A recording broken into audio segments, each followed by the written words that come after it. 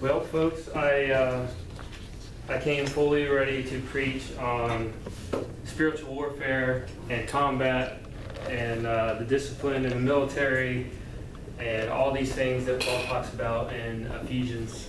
And I sat down Saturday afternoon to go over my notes. If you know me, I kind of like to get things done early, or get things done first so I don't have to worry about it. And I'm going over my outline, going down the list of the way I broke it down in Paul's letter to the church in Ephesus. And I've got spiritual warfare and the comparison of a soldier's attire, and I've got the comparison of a soldier's weapon, and I've got praying, and I've got speaking boldly. And I get down to the bottom, and I noticed I had a typo. And I was looking at it, and in verse 20, Paul talks about speaking how I ought to speak, but I typed, speak as you ought to speak. And I looked at that and I thought, I am doing exactly what they told us not to do in this class. I came prepared with my personal influence and my ideas and what I wanted to talk about, the discipline and putting on the full armor of God, and the military side and deploying and combat and all these things. And God kind of got a hold of me and said, hey, look, you're not speaking how you ought to. So here I am, and here this is. We don't need this anymore. So for those of you that do know me or don't know me, I got a 2-year-old, almost 2-year-old, and a just over 1 month-old. And Emerson, my oldest, we have this big metal box in the kitchen. And he goes to this big metal box you guys call the refrigerator. And he opens the door up and he's rummaging around.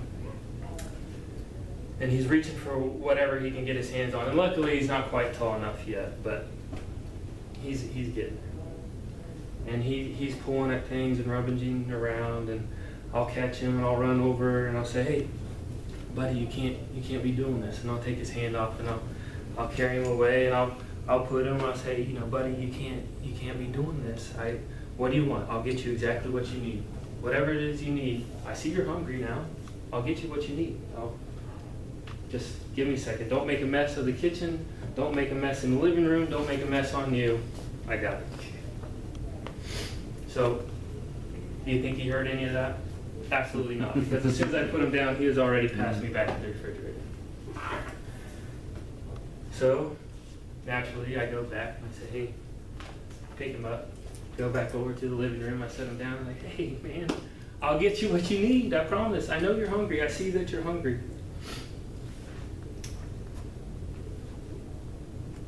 So, you guessed it. He goes right back to the refrigerator. And by now, I know, okay, I got to put him in his high chair for me to give him what he wants, for me to give him what he needs as a father. I take him, I put him in his high chair. Now the tears are flowing, the tears of injustice, the kicks and the swings, and I'm buckling him in and he's squirming the whole time. And it's just getting louder and louder. And I realized we do this to God all the time.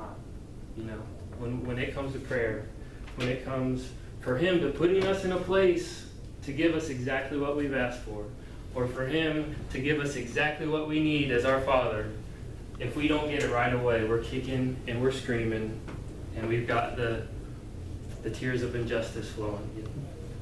Well, in Ephesians 6, God put Paul in a place. But Paul's a far better Christian than I am, because he wasn't kicking or screaming. He knew he followed God's will, and he did exactly what he's supposed to. Ephesians 6:17 through 20 says, and take the helmet of salvation and the sword of the Spirit, which is the word of God, praying always with all prayer and supplication in the Spirit, being watchful to this end with all perseverance and supplication for all the saints, and for me, that utterance may be given to me, that I may open my mouth boldly to make known the mystery of the gospel, for which I am an ambassador in chains, that in it I may speak boldly as I ought to speak. Like I said earlier, Saturday afternoon, I had a good sermon on that helmet of salvation, right? I had supporting text from Isaiah, and I was going to talk about this idea of hope of salvation and go back to 1 Thessalonians. But when I got through the passage, when I got done, all I could think about was Paul. Paul's in prison, but the kingdom is being impacted because he knows who he is and he knows why he's there. Read with me verse 19 again.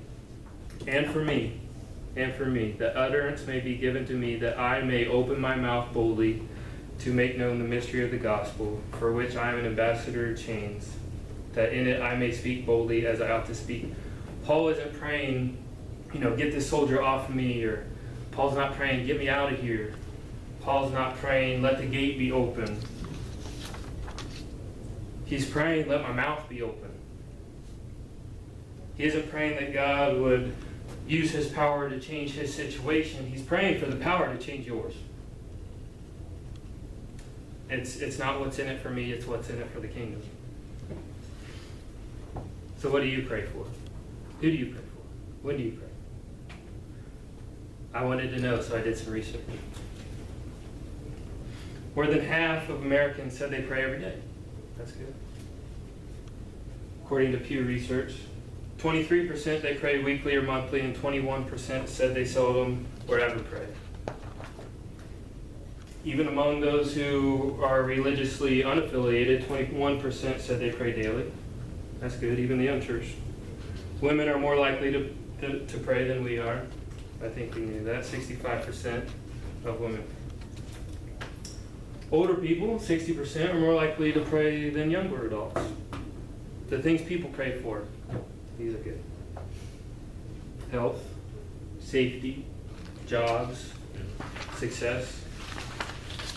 82% said they asked for health and success for a child or a family member. 73% asked for strength to overcome personal problems, weaknesses. 73% asked for help in finding a job. I thought that was pretty interesting. All of us say we want to hear from God, as long as you don't interrupt my life, as long as you don't upset the balance of what I've got going on. But I promise you, God's full, ready, and willing to upset your life. He's willing to flip things upside down, and you just got to be ready for it. How do I know?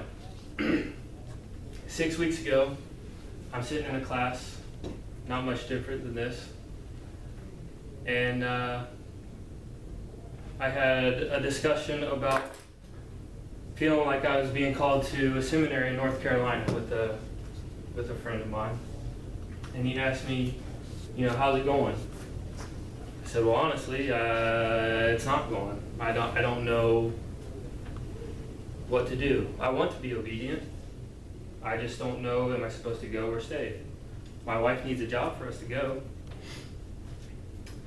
And she had got this email that said, thanks but no thanks kind of email. There's 13 other applicants, and 4 of them are in state, so, thanks for your interest, but we're not interested. Okay. So I'm sitting there, and I'm thumbing my Bible, and he said, you know what? Just keep praying. So that's what I did. Right then and there. It was a break in the class. Everybody had gone, and he got up and left right after he said that, actually. He said, just keep praying. So I closed my eyes. I started praying, Lord, I want to be obedient to what it is that you want me to do. I just have no idea what that is. No. Do I stay or do I go? And right that second, my thumb stopped. Like, okay. I said, give me a number. Help me out. Give me a number. Number 13. I'm serious. Number 13 comes in my head. I'm like, okay. So now my stomach's upset. I feel the Holy Spirit working. I know God's talking to me. I already promised him I'd be obedient, so I don't know what's going to happen. I open my Bible, and it's Numbers 33, verse 13. And the first 2 words of Numbers 33, verse 13 is they departed. guess I got my answer. So I went home. It's late. Told my wife the next morning what happened. She's excited. I'm excited. So wouldn't you know, I get to church on Sunday, and we have a visiting preacher in town, little Brandon, Florida. And the preacher in town is the president of the university in North Carolina that I want to go to. He's right there. I'm like, oh wow, this is crazy. So I introduce myself. I tell him what's happening. He said, yeah, I'd love to help. You know, I want to be a cog in the wheel. Just keep praying. God will work.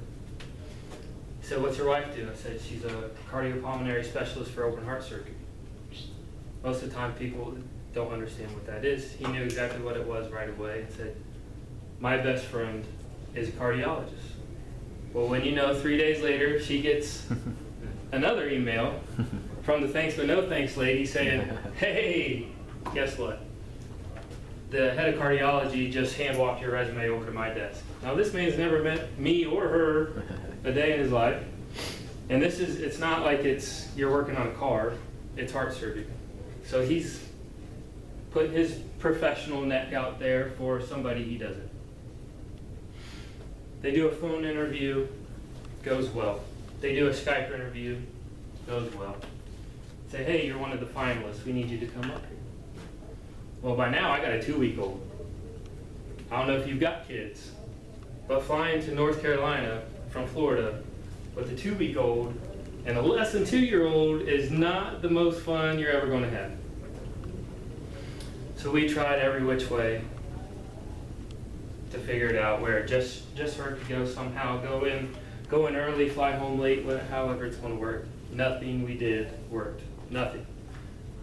So we decided as a family, guess what? We all got to go. We all got to go to North Carolina. So we all pack up, and guess what? In North Carolina, the university I'd like to attend is having an open house that very day that I'm in North Carolina with nothing to do. So I go, it goes well. I know I'm getting long-winded on my story, but long story short, our house is on the market right now. It's for sale because we're moving to North Carolina. She got the job. Wow. So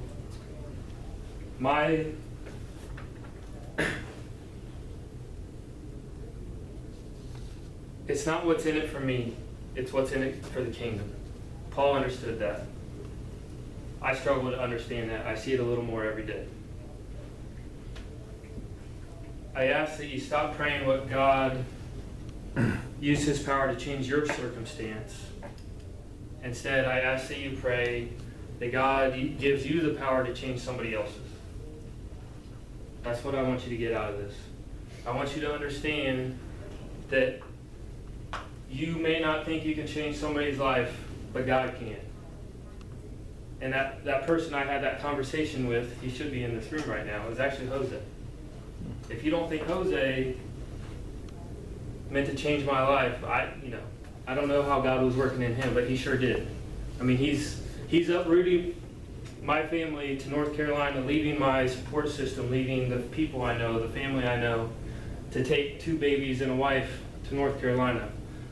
But Jose was a cog in the wheel that was obedient to God, and he said, keep praying. So I just want to assure you that prayer has power. And I don't want you to be afraid or unwilling to use that power, to tap into that power, to ask God to change somebody else's life.